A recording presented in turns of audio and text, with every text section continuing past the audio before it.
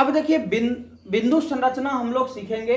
तो बिंदु संरचना सीखने में हम लोगों का एक बात और आ जाती है, जो कि बिंदु संरचना से बन जाता है, इसका नाम बंधन। और बंधन जब बनता है तो बंधन हो जाता है तीन प्रकार के। कितने प्रकार के हो जाते हैं? तीन प्रकार के, जो कि एक कहलाता है आपका एकल बंधन। एकल बंधन का मतलब होता है जो कि एक एक इलेक्ट्रॉन एक दूसरे का साझा करके जो है कि बाउंड को क्लियर करता है, वो एकल बंधन सिंगल्टन बाउंड हो जाता है। और फिर दूसरा जो है वो आपका द्विक बंधन हो जाता है, यानी कि जब एक दूसरा इलेक्ट्रॉन एक दूसरे एलिमेंट अपना दो दो इलेक्ट्रॉन साझा करता है तो वहां पर द्विक बंधन हो जाता है। और फिर जैसे ही हम आगे बढ़ते हैं तो उसमें हो जाता है एक त्रिक बंधन। तो यानी कि यदि दो एलिमेंट मतलब तत्व, जब मान लो कि हाइड्रोजन है, ऑक्सीजन है, दो दो एलिमेंट, अभी हम इसका पूरा डिटेल इस वीडियो में करेंगे, आप वीडियो के एंड तक बने रहिए, 10 मिनट में आप बहुत कुछ सीखने वाले हो। तो जब ये तीन तीन इलेक्ट्रॉन का साझा करता है, तो अब कौन तीन करता है? तीन होगा उसके पास या नहीं होगा?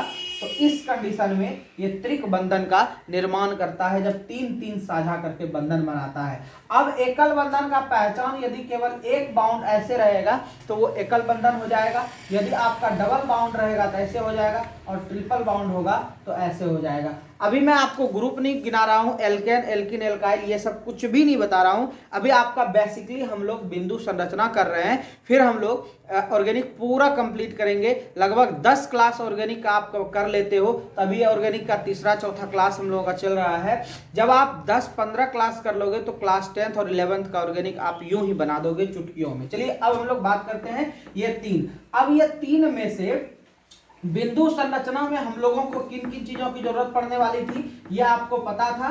चलिए उसको भी रिमाइंड कर लेते हैं कि बिंदु संरचना प्राप्त करने के लिए हम लोगों को पहला नंबर चीज की एटॉमिक नंबर आपको पता होना चाहिए था। तो एटॉमिक नंबर हम लोगों को याद हो गया, ये बात हम लोगों को पता था, परमाणु संख्या हम लोगों ने कर लिया। तो एटॉमिक नंबर याद रखने के लिए तो पहले एटम का नाम चाहिए, आपको नेम चाहिए, तो आपको इसका सिंबल भी याद रखना है, संकेत भी याद रखना है। तो आपको हमेशा संकेत भी उसका याद रखना है, जैसे हम बताते थे हाइड्रोजन, हीलियम, लिथियम, ये सब आपको संकेत भी याद रखना है।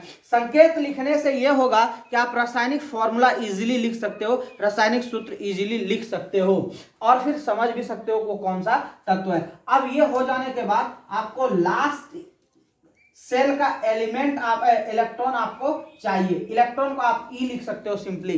तो लास्ट सेल का इलेक्ट्रॉनिक यानी इलेक्ट्रॉन आपको पता करने के लिए एक चीज आपको चाहिए था, इलेक्ट्रॉनिक कॉन्फ़िगरेशन, ईसी, यानी कि इसको हम लोग कहते हैं इलेक्ट्रॉनिक विन्यास, ये आपको चाहिए था। ये भी मैंने आपको सिखा दिया। अब विन्यास आपको क्लियर हो जाएगा तो आपके लास्ट वाले का पता चल जाएगा। चलिए हम लोग अब लास्ट वाले का कुछ लिखते हैं, जिससे कि आपको बिंदु संरचना में हेल्प हो, यानी कि लास्ट एटम के लास्ट सेल के इलेक्ट्रॉन के बारे में, ठीक है ना। तो एटम हम लोग मान लो कि हाइड्रोजन लेते हैं, 10 तक का लिखते हैं, या फिर 2-4 को बीच का लिखते हैं, जिससे कि हम लोग को आसानी हो। हाइड्रोजन का एक ही इलेक्ट्रॉन होता है, इसलिए इसका लास्ट का भी 1 ही होता है। ये आपका इसका एटॉमिक नंबर हो गया। एटॉमिक नंबर मतलब हो गया इसका, यानी कि ये जो परमाणु है इसकी संख्या। एटॉमिक मतलब हो गया परमाणु, और नंबर मतलब हो गया संख्या। को और संस्वर भी हम लोग दे सकते हैं। ये हो गया अंतिम कक्षा का सेल, तो अंतिम कक्षा का इलेक्ट्रॉन, अंतिम कक्षा का ई, तो ये आपको जरूरत पड़ने वाला है। हाइड्रोजन हो गया, आप नाम भी इधर बगल में लिख सकते हैं। आपको बेसिकली किन किन का जरूरत पड़ेगा? कार्बन का तो पड़ेगा ही पड़ेगा श्योर, क्योंकि हम लोग ऑर्गेनिक पढ़ रहे हैं। तो कार्बन का परमाणु संख्या 6। इसको हम लोग कैसे डिफाइन करते थे? 2-4, तो विन्यास इसी जगह लिख लीजिए, ठीक है ना। 2 और 4, तो अंतिम कक्षा का 4, यहाँ पे 4 लिखना, यानी ये याद रखना है कि कार्बन के अंतिम कक्षा में 4 इलेक्ट्रॉन होते हैं। कितने होते हैं? 4। आपको ऑक्सीजन का तो पढ़ने वाला है, क्योंकि ऑक्सीजन के बिना तो काम ही नहीं होगा। तो ओ यदि चाहिए आपको, तो ऑक्सीजन का परमाणु संख्या कितना होता है? 8।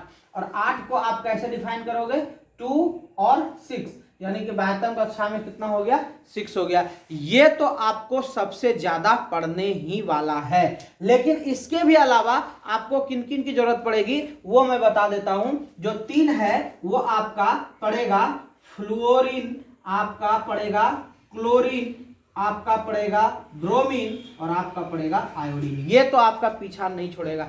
चलिए इस चार का हम आपको याद करने का तरीका बता देते हैं। वैसे तो आपको फ्लोरीन का परमाणु संख्या याद है। फ्लोरीन का परमाणु संख्या होता है, नियोन के पहले होता है परमाणु संख्या 9 होता है और क्लोरीन का होता है 17। ये दो तो याद है। अब ब्रोमीन आयोडीन कैसे याद करेंगे, ये सबको दिक्कत हो जाता है। चलिए ब्रोमीन और आयोडीन का भी हम आपको याद करा देते हैं, कोई दिक्कत नहीं है।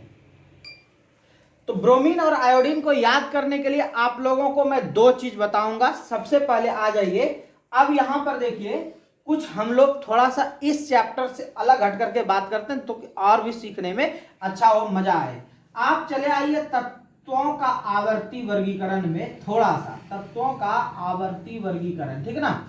इसमें हम लोग दो चीजों को याद रखना है, एक वर्ग और एक आवर्त। लेकिन अभी हमको केवल आवर्त याद रखना है। तो आवर्त कुल होते हैं 7। कितना आवर्त होते हैं? 7 आवर्त होते हैं। कितने होते हैं? 7।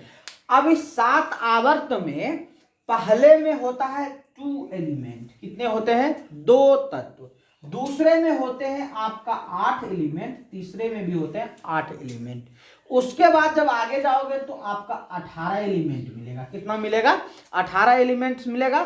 फिर आप जब इसके आगे जाओगे फिर आपका ये 18 होगा, ये आपका 4 हो गया, ठीक है ना।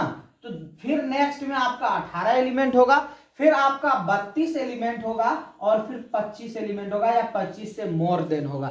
ये चीज को आपको याद रखना है। अब इसको याद रखने में मैं आपको बहुत छोटा छोटा ऑब्जेक्टिव भी क्लियर कर देता हूं ताकि आपको कोई दिक्कत नहीं हो। तो आवर्त की कुल संख्या कितनी हो गई? 7। याद हो गया।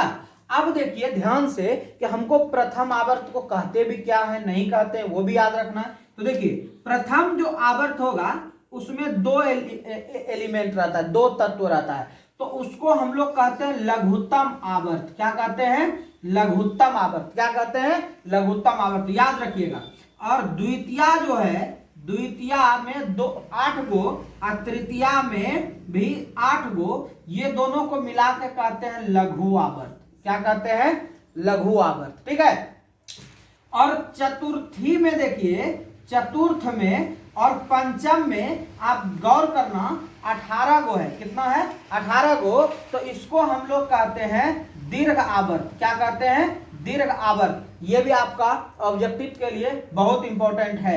यानी कि आपको यदि प्रश्न आएगा चतुर्थ आवर्त को कौन सा आवर्त कहा जाता है, तो बोलेंगे दीर्घ आवर्त। और फिर लास्ट में देखिए 32 और 25 दोनों है ना, तो यानी कि षष्ठ और सप्तम जो आपको दिख रहा है, तो ये आपका सप्तम, ये ना आपका दीर्घतम आवर्त कहलाएगा। क्या कहलाएगा? दीर्घतम आवर्त। मैं पूरा एक एक चीज को डील कर रहा हूं, इसलिए आप वीडियो में एंड तक बने रहिए और एक भी क्लास को मिस नहीं कीजिए। जो पीछे का नहीं देखे वो पीछे जा करके देख लो, और फिर इसके आगे पढ़ना है तो फिर नेक्स्ट जो है कि आप क्लास को पढ़ोगे। आपको क्लास देखने में कोई दिक्कत नहीं होगा, प्लेलिस्ट पे जाओगे और सारा वीडियो को 1 नंबर से लेकर के आगे बढ़ते जाओगे। अब यह दीर्घतम हो गया तो आपको 4 ऑब्जेक्टिव यहां भी मिल गया। यानी कि आपको कहेगा कि प्रथम आवर्त को क्या कहा जाता है, बोलोगे लघुत्तम आवर्त कहा जाता है। द्वितीय आवर्त को क्या कहा जाता है, तो लघु आवर्त कहा जाता है। तृतीय को भी लघु। लघुत्तम और लघु में बहुत अंतर है। लघुत्तम का मतलब है बहुत छोटा, ठीक है। लघुत्तम का मतलब बहुत छोटा, ठीक ना, ठीक। उसके बाद हम लोग बात कर लेते हैं अगले में, तृतीया में जैसे जाएंगे उसमें भी आपको 8 मिलेगा तो लघु उसको कहेंगे। फिर चतुर्थ में 18, फिर पंचम में 18, ये दीर्घ कहलाएगा, दीर्घतम नहीं। दीर्घ का मतलब बड़ा और दीर्घतम का मतलब बहुत बड़ा। क्लियर? तो इस तरह से हमको इसको 4 में डिवाइड किए। अब देखिए यहां पर हमको ये क्यों लिखे, बात ये आती है कि हम इसको लिखे क्यों, ठीक है। अब हम लोग देखिए इससे एक चीज जान जाएंगे। क्या जान जाएंगे? यहां पर देखो फ्लोरीन की परमाणु संख्या कितनी है? 2 है। तो 2 है तो आप ये चीज याद करो कि फर्स्ट में कितना इलेक्ट्रॉन होता है? 2 इलेक्ट्रॉन होता है। कितना होता है? 2। तो निश्चित है कि प्रथम में 2 है तो प्रथम में ये नहीं होगा। बात समझना हम क्या कहना चाह रहे हैं। क्वेश्चन कह रहा है कि क्या फ्लोरीन प्रथम कक्षा के इलेक्ट्रॉन हैं, सॉरी एलिमेंट है, तत्व है। तो क्वेश्चन यहां पर यह आया कि क्या फ्लोरीन प्रथम जो है आवर्त के एलिमेंट हैं, तो आंसर आपका नहीं होगा। क्यों नहीं होगा? क्योंकि प्रथम में कितना होता है? 2। ऐसे भी दिमाग लगाना, अरे 2 ही इलेक्ट्रॉन होता है, तो उसमें तो नहीं होगा। तो अब क्या होगा? तो दूसरे में जाओगे, तो दूसरे में चेक कर लेते हैं कि दूसरे में है या नहीं है। तो याद करो, दूसरे में कितना इलेक्ट्रॉन होता है? दूसरे में होता है 8। कितना होता है? 8। 8 और 2 को जोड़ लो मन में, कितना होगा? 10। और 10 क्या है? 9, यानी 9 जो है 10 से कम है, इसका मतलब ये सेकंड में होगा। बात समझ गए?